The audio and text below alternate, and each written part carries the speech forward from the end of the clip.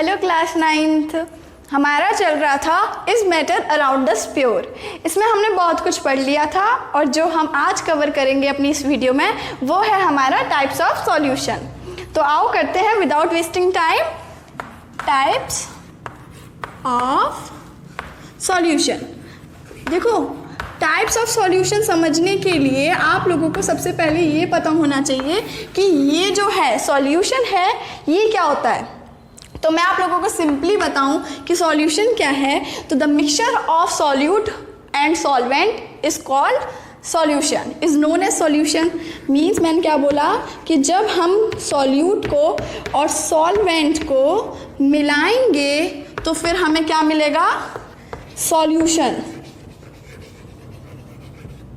देखो, लेकिन अब आप लोग कहोगे कि पहले तो हमें सॉल्यूशन ही नहीं पता था, अब जो सॉल्यूशन समझाया दीदी ने तो फिर ये दोनों टर्म्स क्या होते हैं हमें यही नहीं पता। तो सबसे पहले सॉल्यूशन को समझने के लिए हमें समझना पड़ेगा ये दोनों टर्म्स, ये दोनों कंपोनेंट्स। पहला है हमारा सॉल्यूट। देखो, सॉल्यूट किसे कहते हैं, जिस चीज़ को मिलाते हैं, और सॉल्वेंट क्या होता है, जिस चीज़ में मिलाते हैं। थोड़ा सा मतलब वैसा है लेकिन समझते हैं, एक एग्जाम्पल से समझते हैं। देखो, हमने एक गिलास पानी लिया, उसमें हमने शुगर ऐड करी, ठीक है। तो किसे हमने ऐड करा, किसको मिलाया, वो है सॉल्यूट। शुगर को मिलाया तो शुगर क्या है हमारा, सॉल्यूट। और जिसमें मिलाया, वाटर में मिलाया ना, तो वाटर क्या है, सॉल्वेंट। वहीं पे शुगर की जगह अगर आप लोग सॉल्ट लेते हो तो उस टाइम हमारा सॉल्यूट क्या होगा, यस, सॉल्ट। और सॉल्वेंट क्या होगा, वाटर, ठीक है।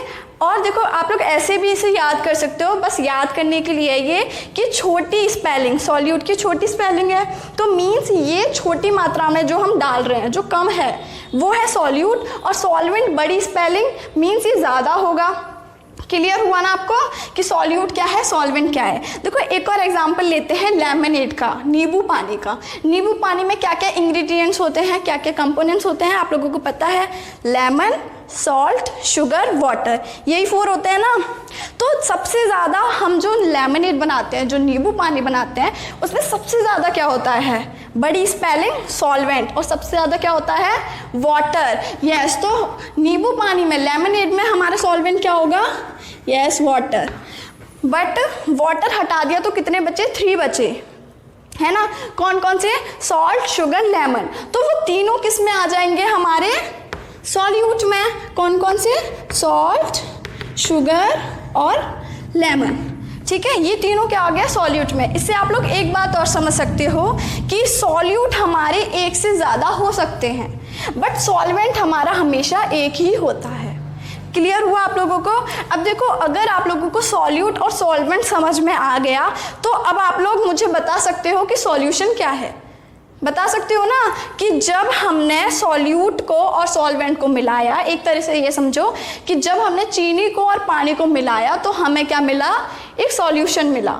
और सॉल्यूशन हमारा 3 स्टेट्स, जो मैंने आप लोगों को एकदम स्टार्टिंग में बताई थी ना, लिक्विड, गैस और सॉलिड, है ना। लिक्विड, गैस और सॉलिड, इन तीनों स्टेट में से सॉल्यूशन हमारा कुछ भी हो सकता है। मीन्स ये तीनों स्टेट हो सकती है सॉल्यूशन की। क्लियर हुआ आप लोगों को सॉल्यूशन क्या है। अब टाइप्स पे आते हैं।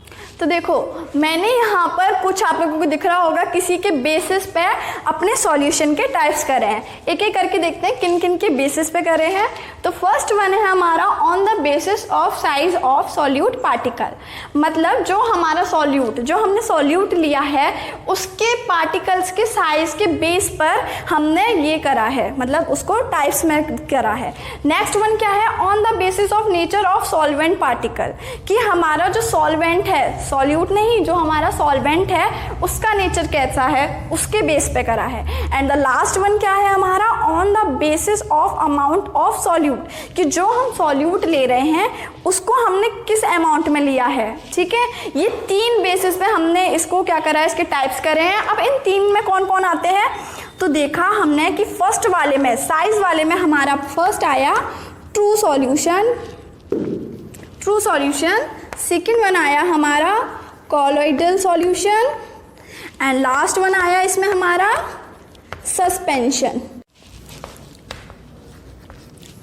देखो ये मैंने इनके बेसिस पे इनके टाइप्स कर दिए, एक एक करके समझते हैं कि सॉल्यूट पार्टिकल के साइज के बेस पे हमने 3 टाइप्स करे। कौन कौन से?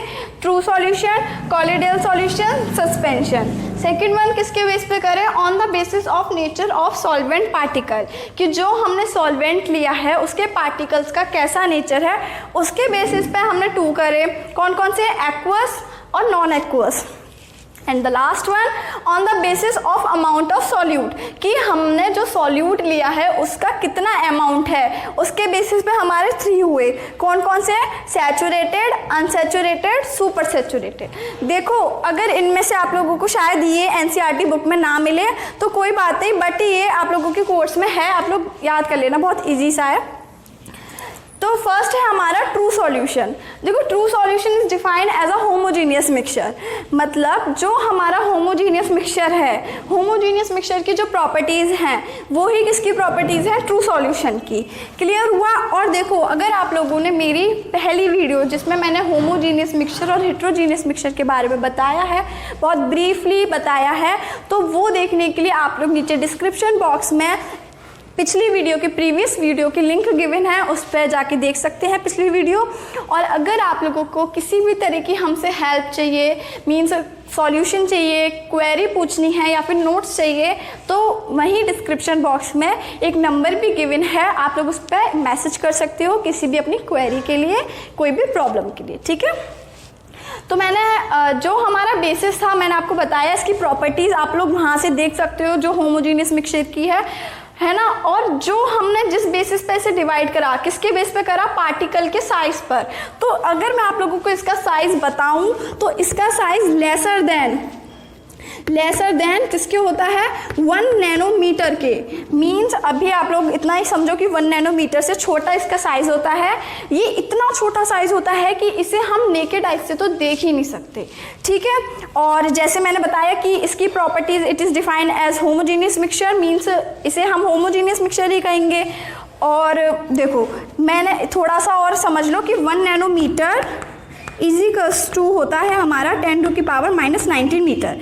ये वैसे आपके में है नहीं, बट आप लोग इतना याद करो, और अगर ये आपके एग्जाम में आ जाता है, बहुत बार पूछ लिया जाता है डिफरेंस, तो आप लोग ये वाला पॉइंट ज़रूर लिख कर आओ। ठीक है, कि हमारा जो ट्रू सॉल्यूशन का साइज होता है, सॉल्यूट पार्टिकल का जो साइज है इसमें, वो हमारा लेसर देन 1 नैनोमीटर होता है, जिसे हम अपनी नेकेड आई से तो देख ही नहीं सकते, और ये पूरा डिजॉल्व हो जाता है। क्लियर हुआ आपको ट्रू सॉल्यूशन? सेकेंड वन जो आता है वो है हमारा कॉलोइडल सॉल्यूशन। देखो कॉलोइडल सॉल्यूशन की अगर पार्टिकल की, इसके सॉल्यूट पार्टिकल की बात करें साइज की, तो जो इसके पार्टिकल का साइज होता है वो होता है हमारा 1 नैनोमीटर से लेकर 1000 नैनोमीटर के बीच का। ना ये इससे छोटा होता है ना ये इससे बड़ा होता है, बीच का होता है। ये कॉलोइडल सॉल्यूशन के सॉल्यूट का पार्टिकल का साइज बीच का होता है। ये कैसा होता है? मीन्स ये हमारा जैसे ट्रू सॉल्यूशन है, ट्रू सॉल्यूशन के पार्टिकल सेटल डाउन नहीं होते, पूरे डिजॉल्व हो जाते हैं, बट इसके जो पार्टिकल्स होते हैं ना वो भी सेटल डाउन नहीं होते और पूरे डिजॉल्व भी हो जाते हैं। बट इन दोनों में डिफरेंस क्या है, यही तो पूछना चाह रहे हो आप लोग। कि अगर देखो मैं कह रही हूँ, इसका एग्जाम्पल हम ले लेते हैं, कफ सिरप जो आती है, कफ सिरप वो ले लेते हैं, या फिर मिल्क होता है ना, मिल्क ले लेते हैं। और इसका एग्जाम्पल आप लोग कुछ भी ले सकते हो, sugar in water, salt in water, ये सब पूरे डिजॉल्व हो जाते हैं। लेकिन इन दोनों में डिफरेंस क्या है? इसे हमने लिया होमोजीनियस मिक्सचर में। मैं कह रही हूँ कि true solution is defined as a homogeneous mixture, but colloidal solution हमारा हेट्रोजीनियस मिक्सचर में आता है। और अगर आप लोगों ने थोड़ा सा भी पढ़ा हो हेट्रोजीनियस मिक्सचर के बारे में, तो हेट्रोजीनियस मिक्सचर में मैंने आप लोगों को एक पॉइंट बताया था कि हेट्रोजीनियस मिक्सचर के 2 फेस होते हैं, और जो इसके पार्टिकल्स होते हैं उन्हें हम नेकेड आई से देख भी सकते हैं और नहीं भी देख सकते कुछ कंडीशंस में। तो अगर वो देखें तो इसमें आप लोग कहोगे कि मिल्क का एग्जांपल जो मैंने दिया उसमें 2 फेसेस का है। तो आप देख सकते हो कि जब हमारा मिल्क गर्म हो जाता है तो उसके ऊपर मलाई आ जाती है, तो मलाई का एक अलग फेस है, और जो हमारा मिल्क है जो हमारा अब जो दूध बचा है नीचे उसका अलग फेस है, 2 फेस हो गए। बट एक और इसमें एक जो बहुत अच्छा पॉइंट है जो इनके बीच में बहुत ज़्यादा डिफरेंस बताता है वो है इसमें कि जो इसका जो सॉल्यूशन है उसमें से अगर हम लाइट पास करेंगे तो लाइट हमारी स्कैटर्ड हो जाएगी और टिंडल इफेक्ट शो करेगी।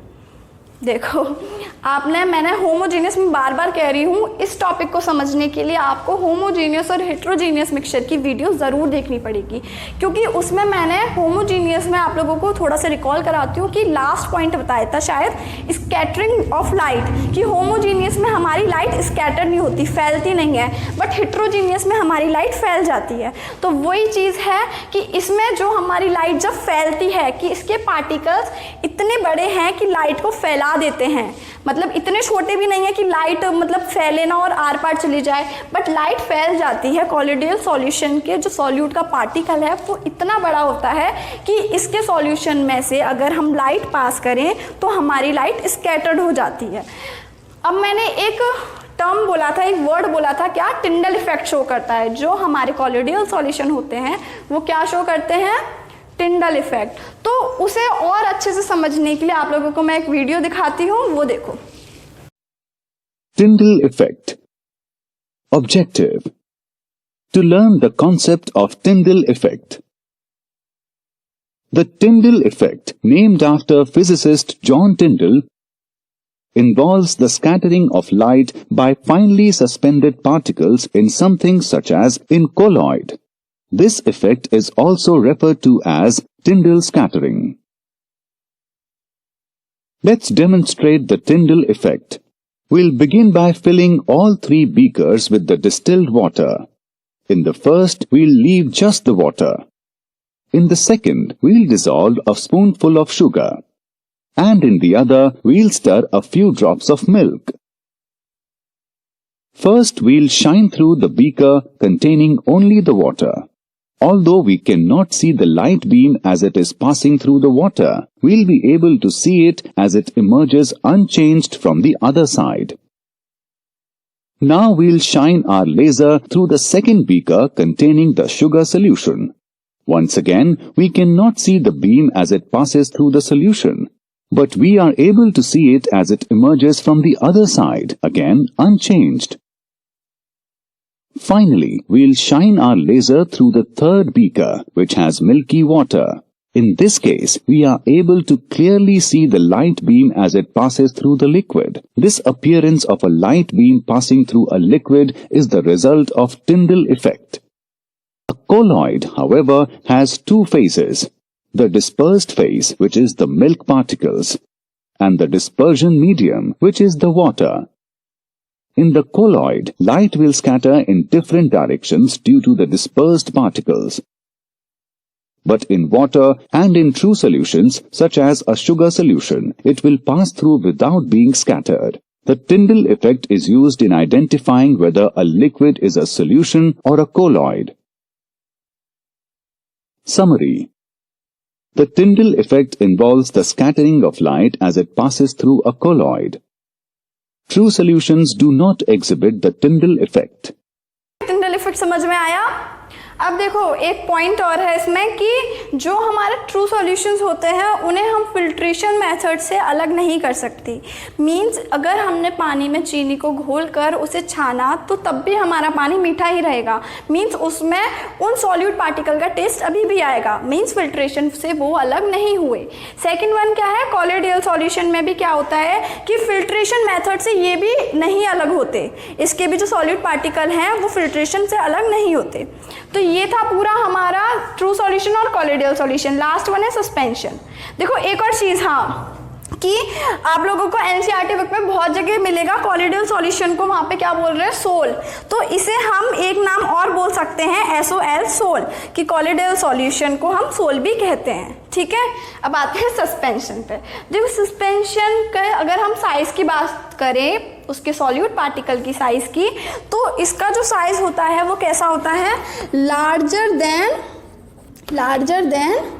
1000 nanometer. It mean we are able to see the suspension solutions with naked eyes। मतलब हम naked eye से सस्पेंशन के सॉल्यूट पार्टिकल्स को देख सकते हैं। और नेक्स्ट पॉइंट अगर हम बात करें कि इसका देखो पार्टिकल बड़ा है, एग्जांपल ले लो कोई भी कि हमने सैंड में सॉल्ट को मिक्स करा या फिर वाटर में सैंड को मिक्स करा तो वो सेटल डाउन हो जाएगी ना सैंड।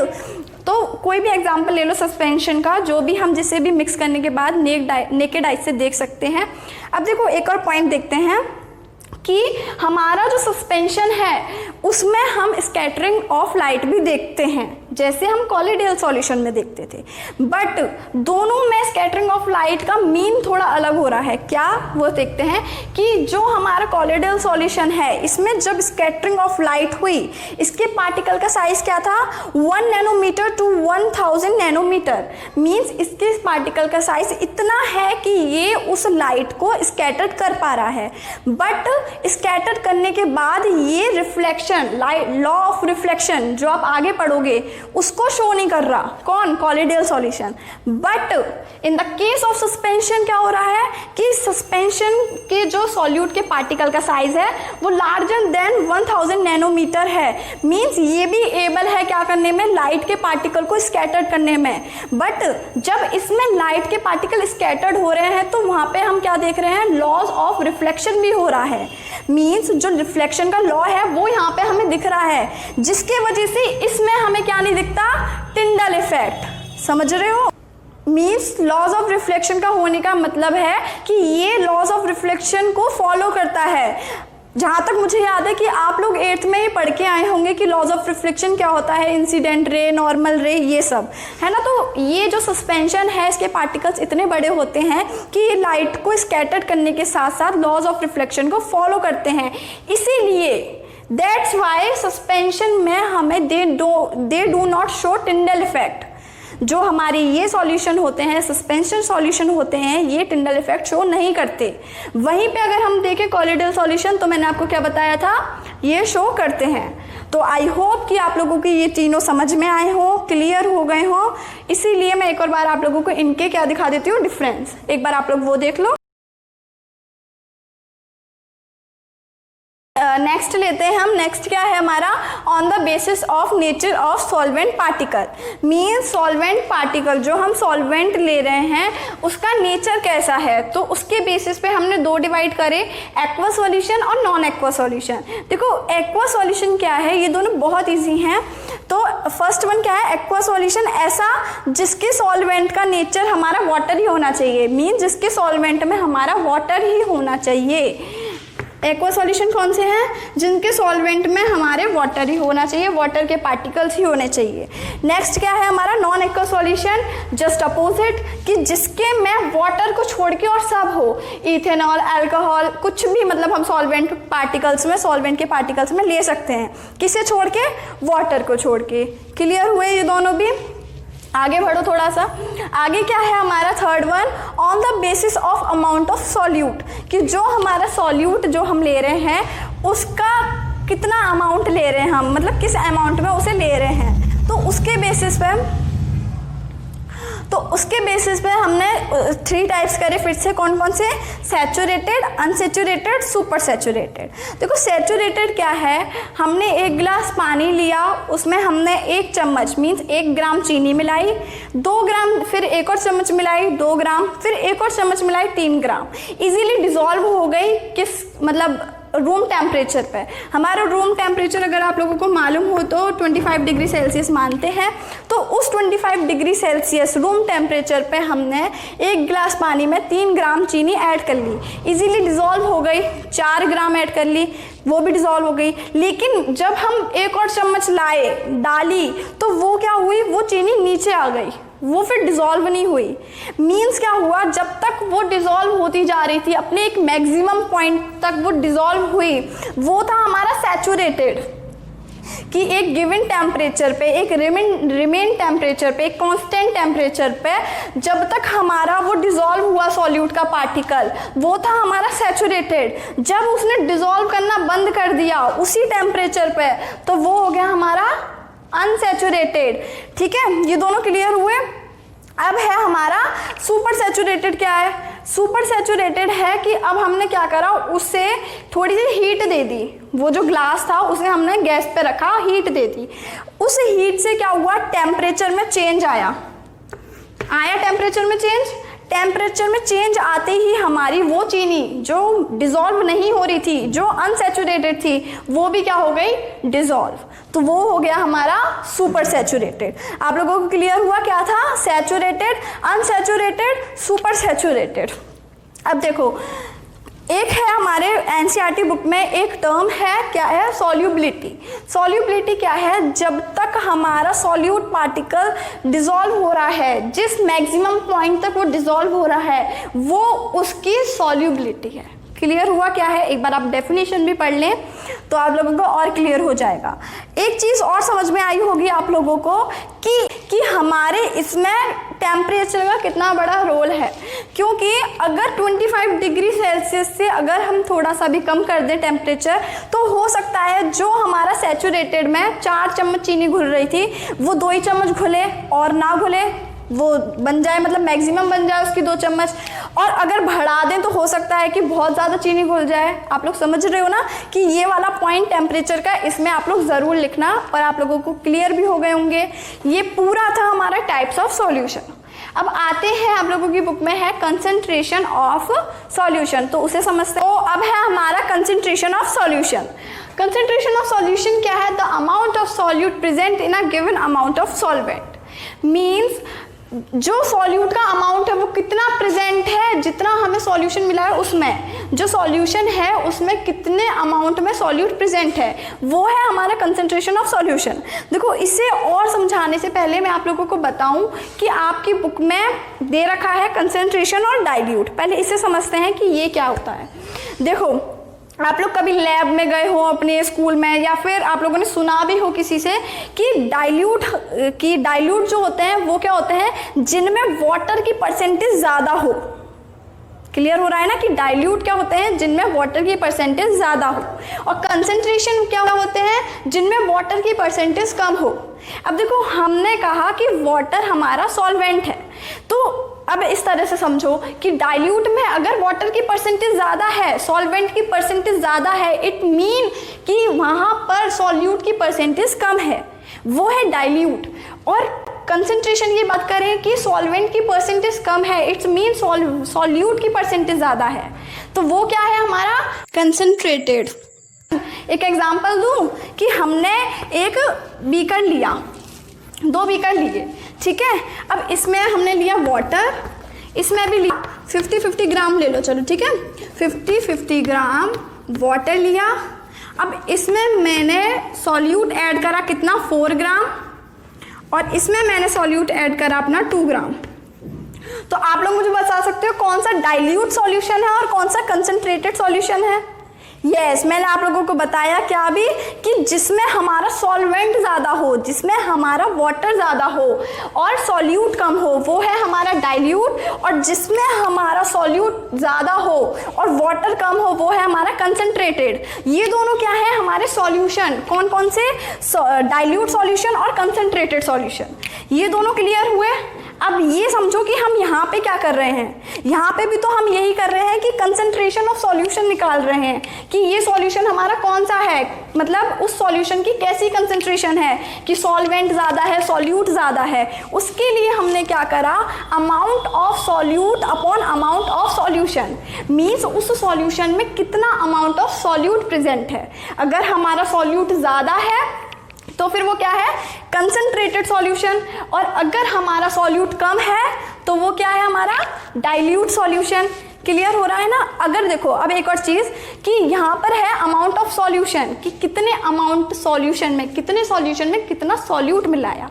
मैंने बोला कि यहाँ पे सॉल्वेंट लिख दूँ तो हमारा ये भी सही होगा, क्योंकि आप लोगों को बहुत सारे न्यूमेरिकल्स में अभी आप लोग इसके जो क्वेश्चंस करोगे उसमें आप लोगों को बहुत जगह ये भी मिलेगा, तो आप लोग ये भी कर सकते हो amount of solute upon amount of solvent and, और वैसे अमाउंट ऑफ सॉल्यूशन। क्लियर हुआ आप लोगों को।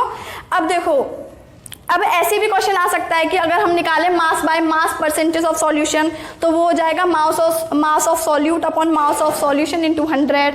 अगर वहीं पे देखें तो मास बाय वॉल्यूम भी परसेंटेज पूछ लेगा सॉल्यूशन की, तो वहाँ क्या करोगे, mass of solute upon volume of solution into 100।